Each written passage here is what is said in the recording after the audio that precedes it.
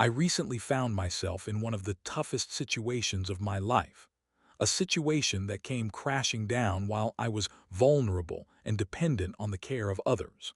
My name is Jake, and I thought I had a solid marriage with my wife, Tiffany. We'd been together for 6 years, and I thought we'd built a sturdy foundation of love and trust. But life has a funny way of throwing curveballs, and it's often the unexpected that flips our world upside down. I was diagnosed with appendicitis and had to be rushed to the hospital for surgery.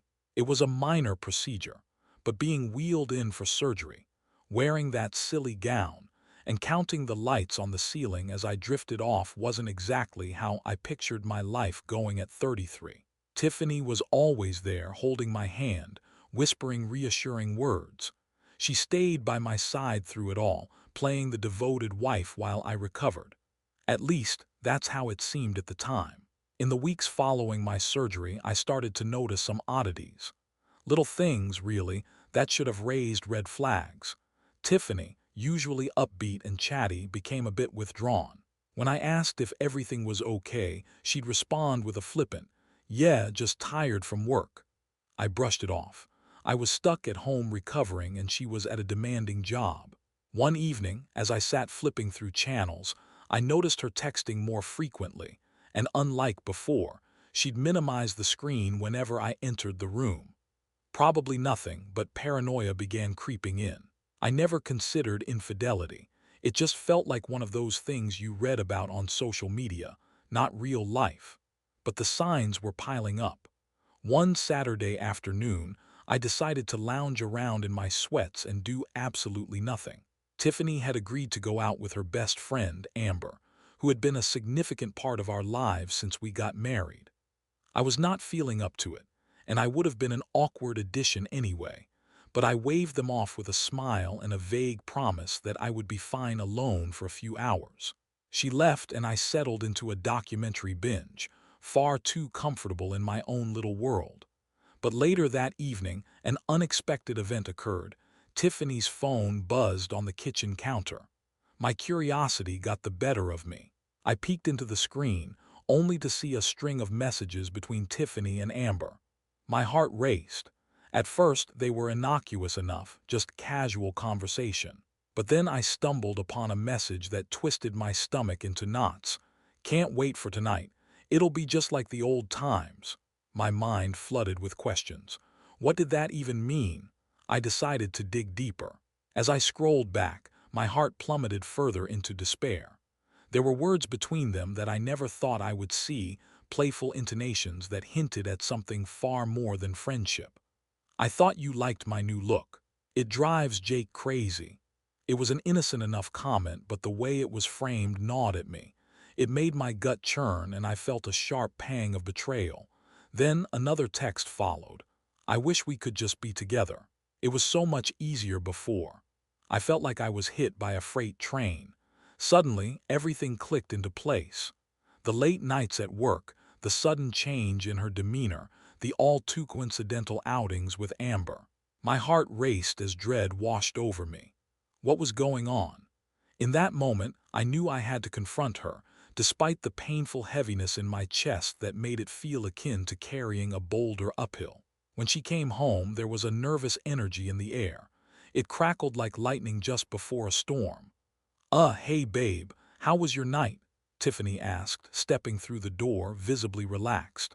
She immediately tossed her purse onto the table, her face lighting up as she looked at me. "Good. Just binge-watching stuff. But I caught up on some of your texts with Amber," I said, my voice steady, but I could feel the blood rush to my face. Tiffany paled, her color draining in an instant. "What are you talking about?" she stammered, glancing toward the counter where her phone lay. "I saw the part where you said you wish you could be together and that it was easier before." "I think we need to talk about this," I replied, trying to keep my voice calm while the storm inside me brewed. The room fell silent, her expression hardened. "That's not what you think it is," I pressed on. "Then what is it? Because it sure seems like there's more going on than I knew. I was recovering from surgery and you were out doing whatever it is you were doing." Tiffany took a deep breath, crossing her arms defensively. "Jake, you're blowing this out of proportion. We were just being silly. You know how much I care about you. Amber is my best friend." "Is she your best friend or is she something more?" I shot back, my composure slipping. My heart raced as I fought to maintain control of the conversation. "Seriously, are you accusing me of cheating?" she scoffed, throwing her hands up in exasperation. "I can't believe this. You know how much I have on my plate right now. I'm under so much stress. You want to project your insecurities onto me." "Insecurities," I repeated in disbelief. "I wouldn't be feeling this way if you hadn't been acting strange since I came out of the hospital. Instead of this petty defensiveness, how about we have a real conversation about your messages?" For a moment, it felt like time froze between us. Tiffany glared at me, seemingly weighing her words. Finally, she retorted, "This is ridiculous. I'm not explaining myself to you, Jake. You're just looking for a reason to feel sorry for yourself." That comment hit me like a punch to the gut. I wanted to scream, to lash out, to make her understand how much her accusations cut me, but I held it in, breathing deeply instead. "So, when were you going to tell me? When it was too late?" "Nothing is going on with Amber. I can't even believe how you're twisting this. I have always been loyal. You're just so insecure," she argued, her eyes narrowing with a bizarre mix of anger and defiance. I wanted to argue, to convince her how her dismissal hurt me, but any words I had left seemed trapped at the back of my throat. The conversation spiraled, going in circles, and eventually I saw it, the resolve in her eyes that hinted at denial. I felt like a lifeboat in a storm, desperately trying to stay afloat while she clung to her own version of reality. Frustrated, I decided to walk away. The emotional toll was too much, and it was beginning to suffocate me. I needed space. The weight of betrayal hung heavy in the air, and my gut told me this wasn't a trivial misunderstanding. I headed to the bedroom and lay down. That was when my phone buzzed again. Out of sheer curiosity and anger, I opened my social media account, finding an unexpected message from Amber. It read, "Hey, is everything okay? I heard you and Tiff had a big fight. Just checking in." It sent chills down my spine. I couldn't help but wonder if this was the truth or a feeble attempt to run damage control. My irritation bubbled over. I didn't need pity from someone who was involved in all this drama. I typed furiously, "Just trying to figure out what's real right now. Your friendship needs some investigating." I saw the three dots indicating she was typing back, then felt the growing weight of dread in my chest. When she finally replied, it was with a curt, "Talk soon." As I stared at my phone, I had a dawning realization. She knew something more, and maybe I needed to confront her directly. The weeks transitioned into a haze of uncertainty, and Tiffany's demeanor remained cold, almost detached. It felt like I was living with a stranger. Suddenly, everything felt off-kilter, and I couldn't shake the impending doom. Eventually, I gathered the courage to reach out to Amber, suggesting we meet up to have a chat.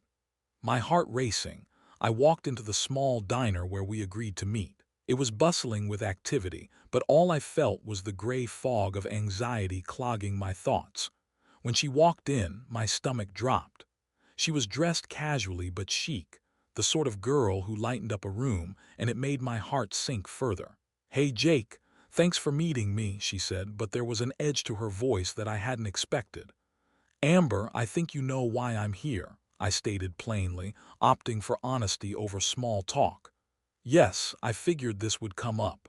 Tiffany told me you were upset, but I honestly thought you were just misunderstanding," she replied, crossing her arms defensively. "Misunderstanding? You almost acted as if it was normal to discuss how you'd rather be with someone else," I shot back, my anxiety boiling over.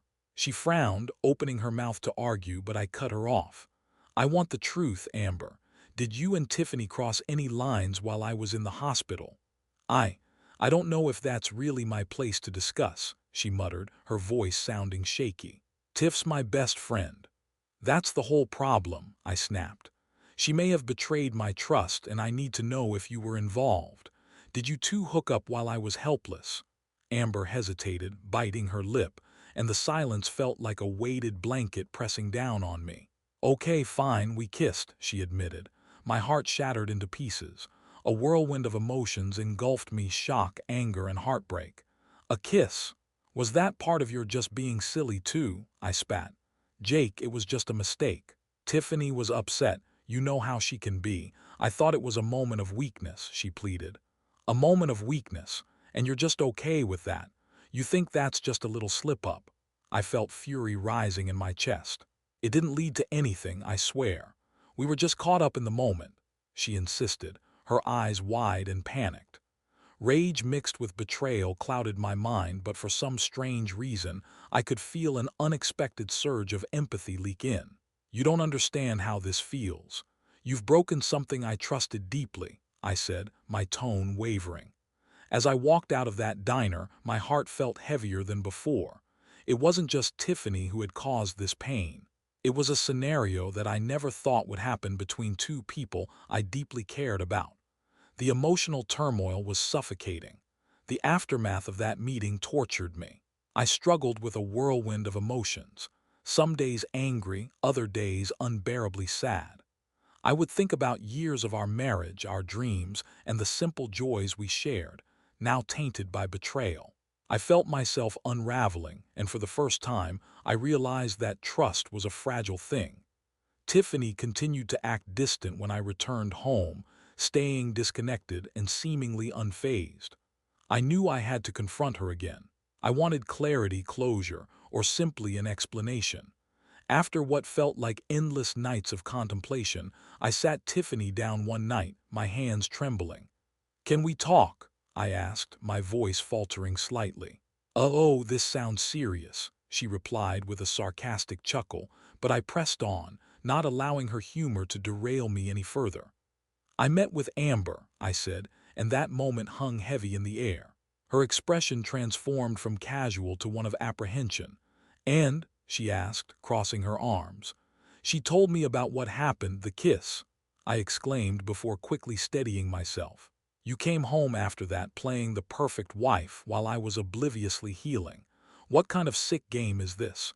You made my surgery about you." Tiffany's eyes narrowed, and I could tell she was gearing up for battle. "It was dumb, Jake. We were just frustrated." "Frustrated? Or was that your excuse to sleep with your best friend?" I challenged, the emotional storm escalating. "Stop twisting this around. You're the one who wasn't there," she shot back, her voice rising. I took a deep breath. "Tiffany, this isn't about blame. It's about understanding the damage that was done. Either you're committed to working on this or what? You'll leave. You think it's that simple." Her voice was shaky but defiant, the anger laced with desperation. "No, it's not simple. But I can't pretend everything is okay. I need to know your truth, the real truth," I replied. Tears brimmed in her eyes, and for a fleeting moment I saw the walls she had built come crashing down. "I made a mistake. I was lonely. I thought you were missing in action post-surgery. I thought you had checked out of our marriage." "And you just decided to check out too," I said icily. "I thought you would understand," she retorted, exasperated. "You were my wife, Tiffany. Uproot everything we built for years over a moment of confusion." The harsh reality was starting to set in for both of us, and behind her anger I could see fear bubbling up. As the hours wore away and the shadows grew longer, I made a decision that felt monumental yet right. "I can't trust you anymore," I said quietly, tears streaming down my face as I battled anger and heartbreak. Tiffany fell silent. That was the confirmation I needed. It felt like the whole world was being torn apart in slow motion, and I knew that my life was forever changed. Looking into her eyes at that moment, I didn't recognize her as the woman I'd promised to love and cherish until the end of time. The betrayal was raw, laid bare for the world to see. I had lost the wife I once thought I knew, buried beneath layers of anger, bitterness, and insecurity. I decided to separate for a little while to help both of us get in a better place, physically and emotionally. I needed time to think, to grieve the loss of what I once had. During our time apart, I focused on myself, finding outlets for my pain, whether that was through friends, hiking, or binging on terrible reality TV that distracted me from the reality of my life. I also sought therapy, which was an agonizing but necessary step, and poured my heart into understanding how I felt rather than allowing bitterness to consume me. The journey wasn't easy. There were days I craved comfort, the warmth of another person next to me, and I found it hard to resituate my heart, which now felt like fickle ground. My emotional state was as rocky as its surface. But slowly, I began to piece my life back together.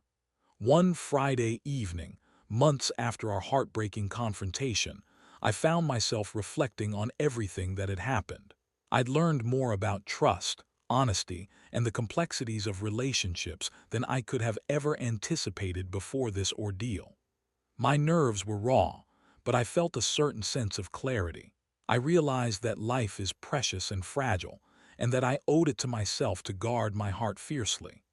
I understood that relationships take a lot of work, nurturing, and mutual responsibility.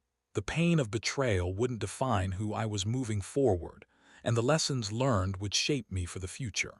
In time, I chose to let go of every ounce of anger I held against Tiffany. With every layer I shed, I learned to embrace peace in me, for me. The love I had thought I lost would manifest itself in different ways. There are moments when feelings of sadness would resurface, but I reminded myself that even beautiful things could end, paving the way for new beginnings. I want others to know, life can bring you down to your knees in unexpected ways. People can break your heart, but don't let them define who you will become. Trust your instincts, seek clarity, and most importantly, don't lose sight of yourself in someone else. Love hard, but never be afraid to stand up for what you deserve. And while chapter 1 may be closing, I'm excited to embrace whatever new chapter life has in store for me.